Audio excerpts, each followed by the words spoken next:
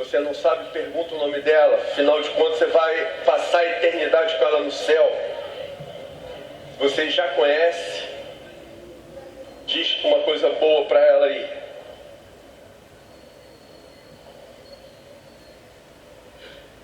Gente, antes de mais nada, deixa eu ver se eu ajeito essa mesa aqui, ela está totalmente... Ih, tá difícil.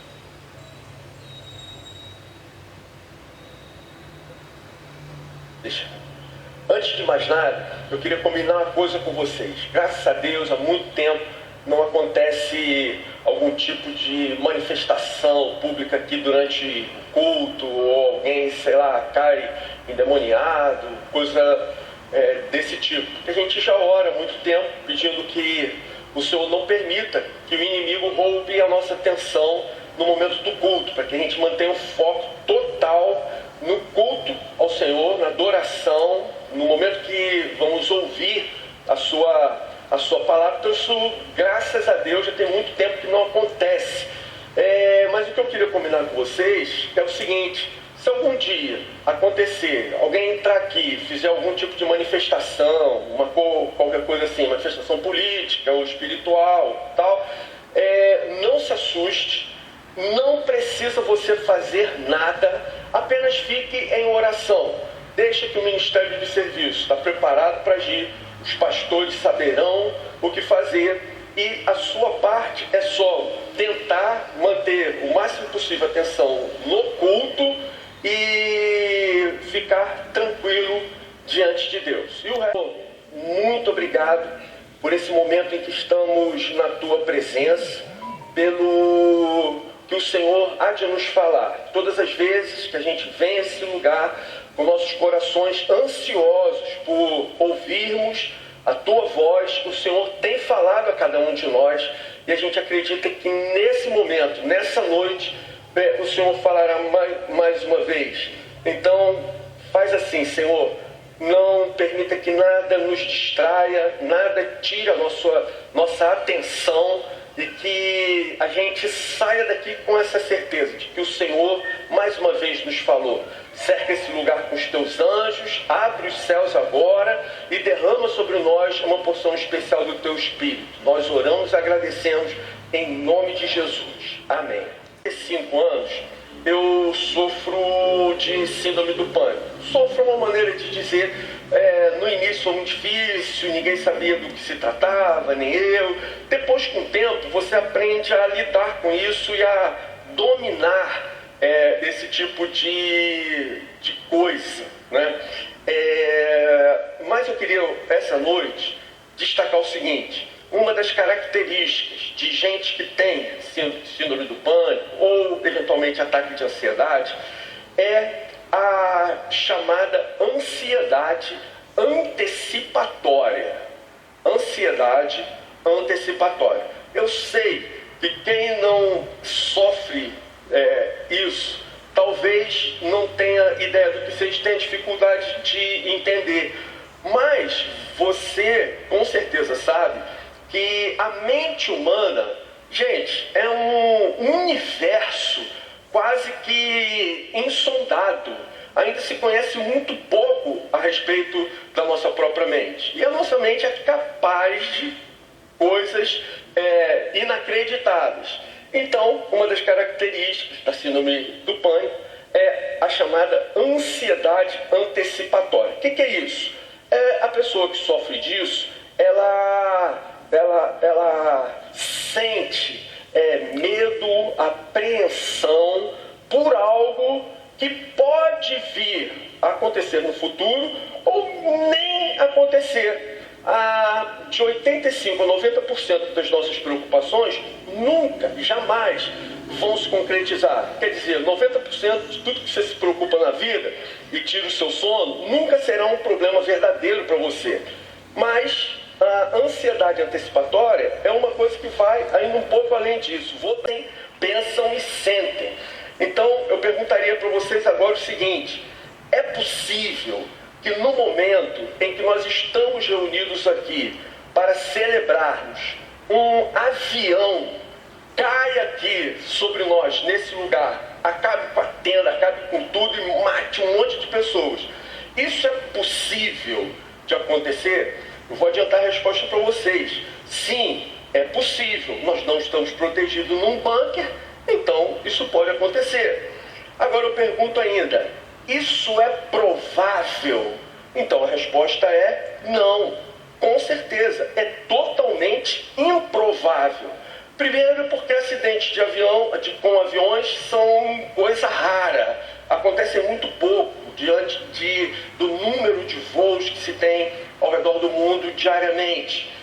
Além disso, aqui o lugar onde a nossa igreja está não é uma rota comum de aviões e ainda não estamos próximos a nenhum aeroporto. Portanto, a probabilidade disso acontecer é praticamente nula. Não existe essa probabilidade, é quase zero. Mas uma pessoa que sofre de ansiedade antecipatória dentro desse exemplo que eu dei, pode até deixar de vir à igreja pelo medo disso vir acontecer. Até sexta-feira eu estava preparando uma outra mensagem com outro assunto completamente diferente para hoje, quando assisti, na sexta-noite, ao noticiário. Eu não sei se vocês têm acompanhado o que tem acontecido por aí. Eu falo especificamente em relação ao nosso país, ao Brasil. Mas nós estamos vivendo dias bem difíceis. E a perspectiva é de que os próximos dias que virão, a coisa ainda vai piorar bastante antes que ela venha a melhorar. Parênteses, abri um colchete aqui agora. Nas décadas de 60 e 70, a igreja, com I maiúsculo, no Brasil, experimentou um grande e verdadeiro avivamento. Deus levantou homens como Reverendo Antônio Elias, Wilson Shedd, Messias Anacleto, em Londrina, Samuel Chagas, Ernesto Nini, Tio Cássio, em São Paulo, Haroldo Cook, Jeremias Fontes, além de incontáveis obreiros anônimos que subiam os morros, entravam nas favelas sem holofote, alcançaram tribos indígenas, pregaram em condomínios luxuosos, confrontando as pessoas e chamando elas ao arrependimento e a uma nova vida em Cristo Jesus. Nesse período, inúmeras igrejas sadias e fundamentadas na palavra foram plantadas.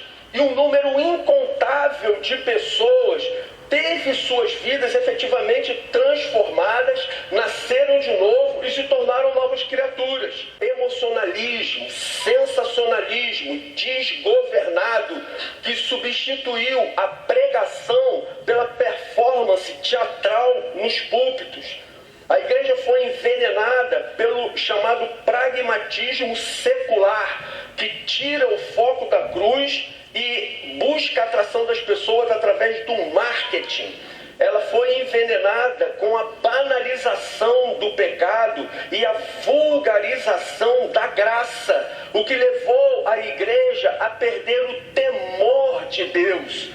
A igreja foi envenenada com o culto humanista, onde Cristo deixa de ser o trono, deixa de ocupar o trono no coração das pessoas e se torna apenas um coadjuvante num processo de autoajuda.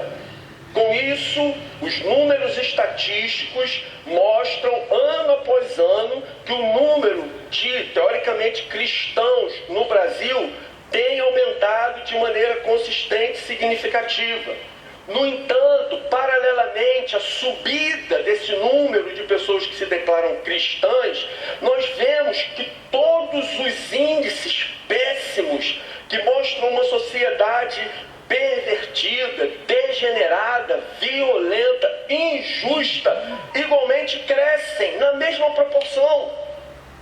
Portanto, a igreja no Brasil, envenenada, deixou de influenciar a nação para o bem e se tornou apenas uma massa de manobra para os fins mais escusos que você possa imaginar.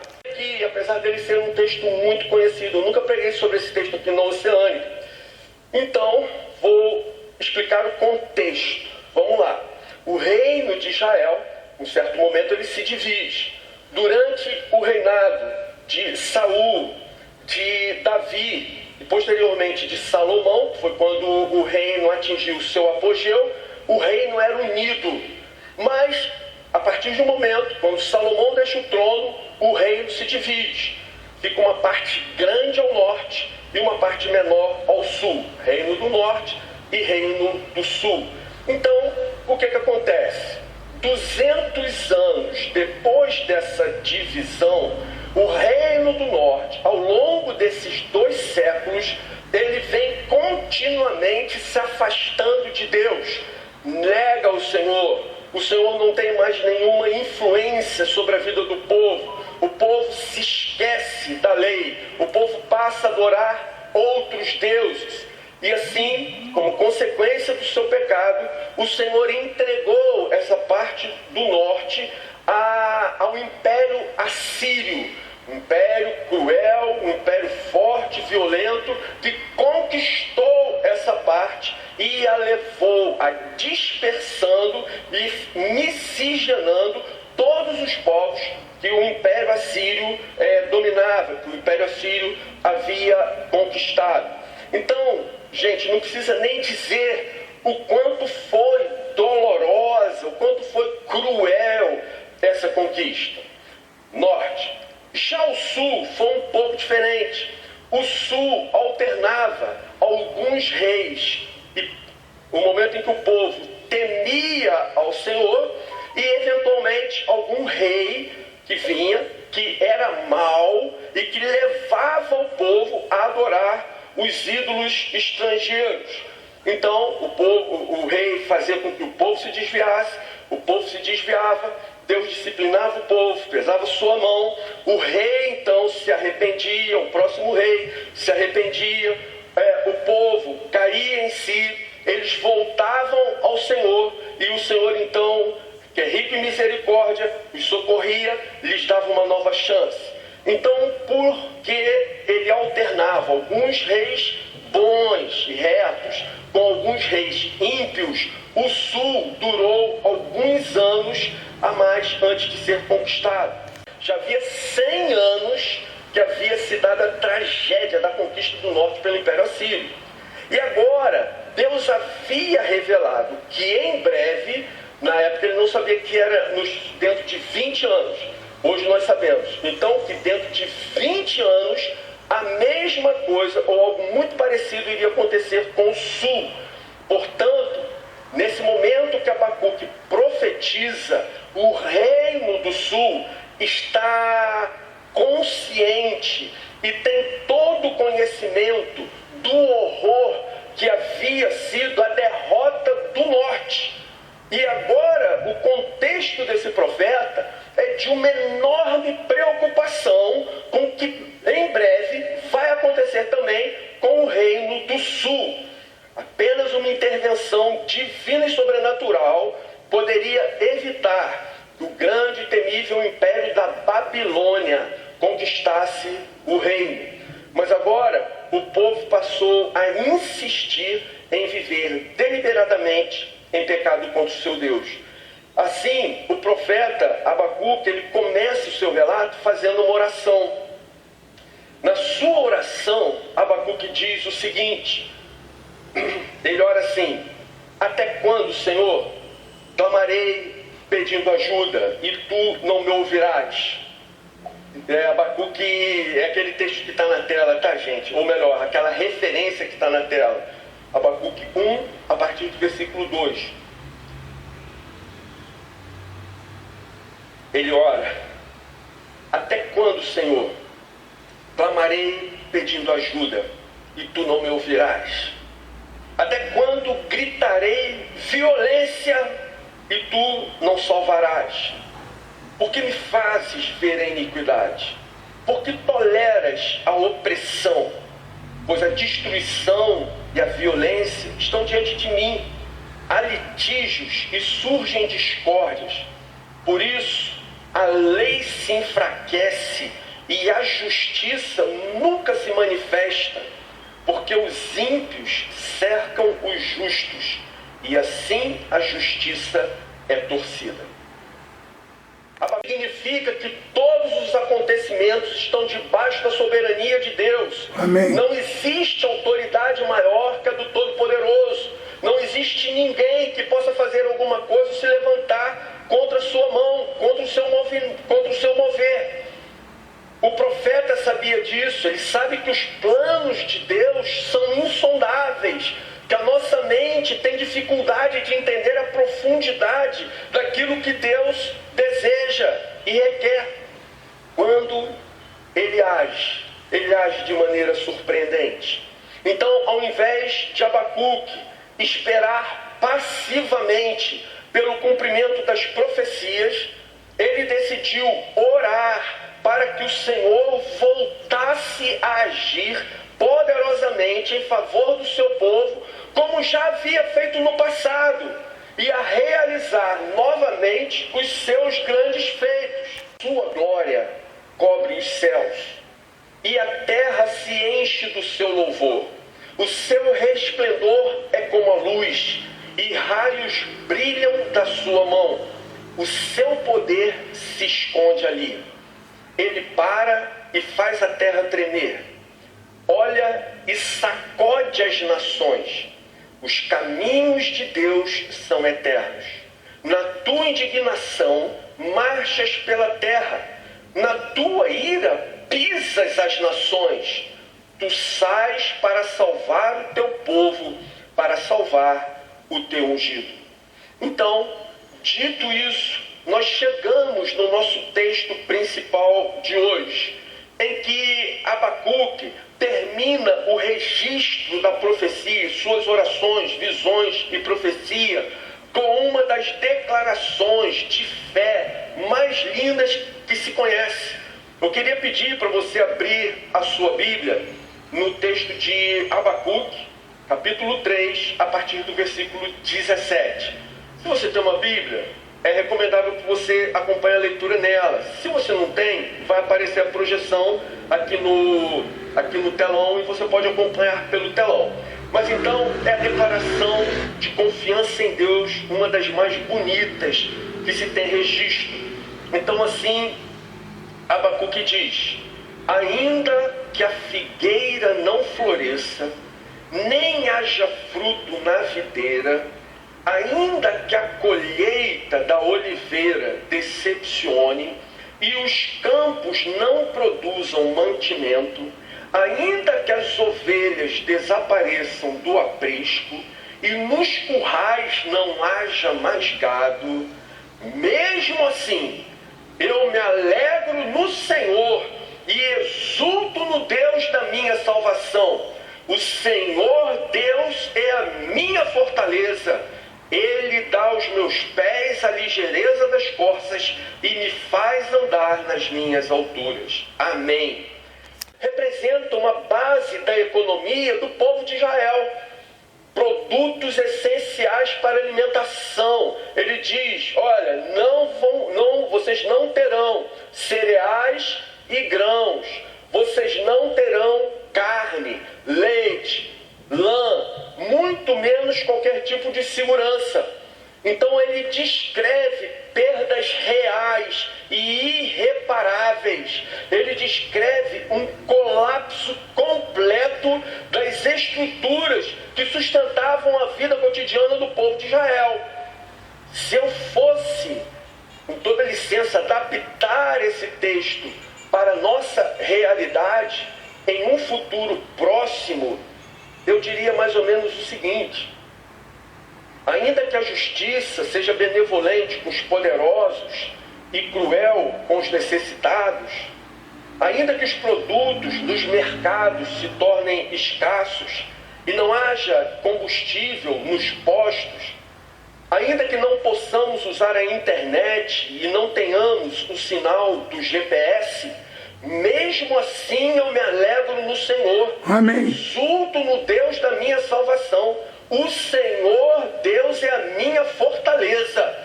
Amém. Talvez você veja o caos que se aproxima de uma outra maneira, de uma forma um pouco diferente. Isso não tem importância alguma aqui. O que nós não podemos negociar nunca, de maneira nenhuma, são justamente esses versículos finais. Vais andar nas minhas alturas. Isso significa que, apesar de estar consciente dos tempos difíceis que enfrentaria, o profeta poria sua confiança no Senhor, e assim ele iria viver leve, sem o peso das preocupações exacerbadas com o futuro, sem sofrer da ansiedade antecipatória, confiante de que nada absolutamente sairia do controle do Todo-Poderoso. Gente, nos dias atuais em que nós vivemos boas casas, um bom lugar, temos planos de saúde, investimentos para o futuro, planos de aposentadoria, nós corremos o sério risco de atrelarmos nossa segurança, nossa confiança a esse tipo de coisa e não